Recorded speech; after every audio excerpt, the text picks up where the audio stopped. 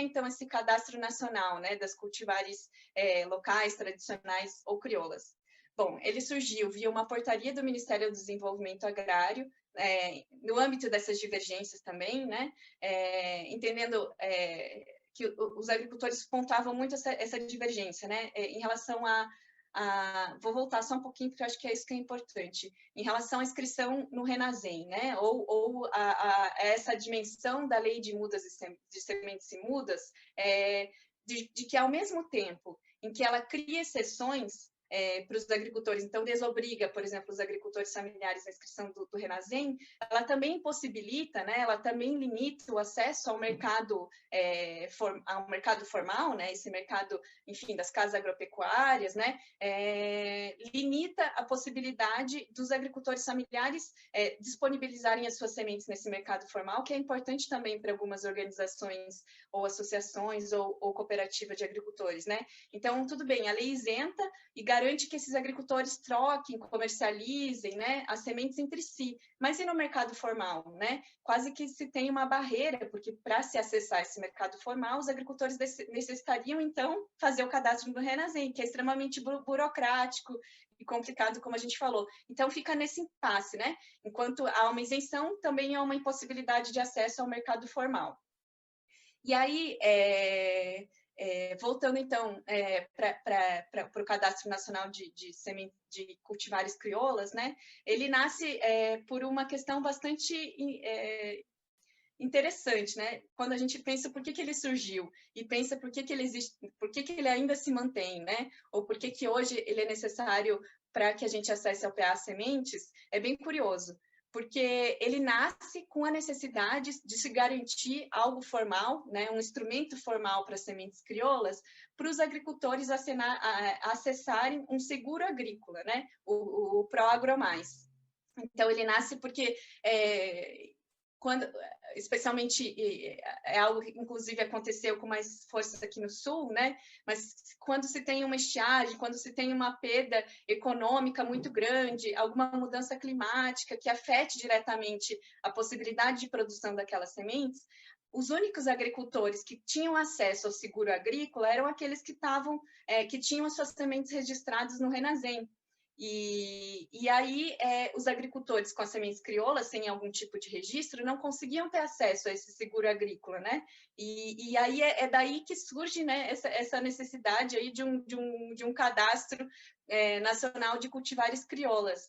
Mas aí, bom, quando a gente pensa como é que ele surgiu, dá para a gente refletir se era necessário tudo isso mesmo, né? Se precisaria se criar um cadastro de cultivares crioulas, que tem também dificuldades para os agricultores, para que esses agricultores que cultivam suas sementes no modo tradicional, né, com conhecimentos tradicionais, as suas sementes crioulas, acessassem esse seguro agrícola de proteção, né, em caso de alguma emergência que houvesse, que pudesse acontecer. Então, ele nasceu por isso, né, em relação para que os agricultores pudessem acessar esse seguro agrícola, e depois ele foi sendo exigido, né, como hoje a Conab exige, para que se acesse o PA Sementes, as sementes crioulas, tenha que se ter lá o registro no Cadastro Nacional de Cultivares Crioulas. Qual que é o problema e quais são as oportunidades, né? Eu acho que isso tá bem em debate, eu trago aqui as divergências mesmo em relação às organizações para a gente poder debater. Bom, então, alguns posicionamentos que vêm das organizações da agricultura familiar. De um lado, né, alguns agricultores e organizações que têm receio que haja um mapeamento dessas sementes crioulas, então, às vezes a gente fala, né, quanto menos falar, quanto menos dados se der hoje, melhor, né? Ainda mais quando a gente pensa nessas conjunturas políticas que vêm se acirrando aí, né? E a gente vê que realmente há um descompromisso com a agricultura familiar, com os saberes tradicionais ou com as comunidades tradicionais. Então, de um lado, tem esse receio, né, com esse risco de apropriação desse material genético ou desses conhecimentos tradicionais que passam a ser cadastrados, e de outro lado, alguns grupos entendem que esse cadastro indicaria uma certa proteção das sementes crioulas e dessa agrobiodiversidade, né? Fomentando algum tipo de política pública e valorizando os sistemas agroecológicos. Bom, algumas outras posições, né? Algumas cooperativas e associações também acham que esse cadastro, de alguma forma, é inútil, né? Porque ele só serve para acessar essas políticas, mas essas políticas poderiam ser acessadas de outra forma e não a partir de um cadastro, né? Que fosse passível de controle pelo próprio Estado, porque uma coisa também é quando o Estado está um pouco mais próximo a nós, né? A outra coisa é quando o Estado está violando direitos dos agricultores. Então, fazer essa leitura política e esse instrumento que permanece, né, de um governo para outro, acho que vale uma boa análise política nossa, né? Não é só uma análise fria, né, do próprio instrumento, mas do que se faz com esse instrumento quando se tem uma dimensão política diversa, né? Um posicionamento político diverso e um governo com uma postura política absolutamente oposta, né, do que já se teve. Bom, outra questão que eu acho que tem que ser levantada é que as sementes crioulas, elas são dinâmicas, né? Como a gente já falou bastante. Elas não são passíveis de ficar se enquadrando, elas inclusive se alteram e se modificam, né? Com base na seleção dos agricultores e agricultores de um ano para outro. Então, como é que você vai encaixar as sementes crioulas nesses cadastros, né? Que eles de alguma forma ficam perenes, embora a gente saiba que se possa atualizar esse cadastro. Qual que é o objetivo necessariamente disso, né?